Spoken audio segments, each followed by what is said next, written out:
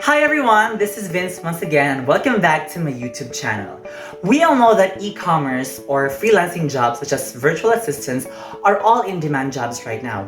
We want to reach larger audiences and clients. Just like me who aspire to gain more clients, this video is surely for you. In today's video, I will be teaching you how to convert a Google spreadsheet file to a .csv file format.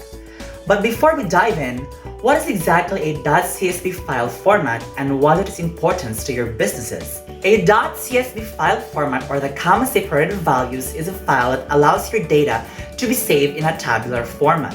It can be used for mostly any spreadsheet programs such as Microsoft Excel and Google Spreadsheets. So in the world of e-commerce, it is very important to have a .csv file format to reach larger audiences and customers. It is easy to organize, manipulate, and to use. It is also useful in importing and exporting data of your customers and orders. So how do we save a .csv file format from a Google spreadsheet? It is very easy, convenient, and fast. First, you need to open your Google spreadsheet. Next, you need to click the File button to the Google spreadsheet to the upper left side of your spreadsheets. Next, click Download.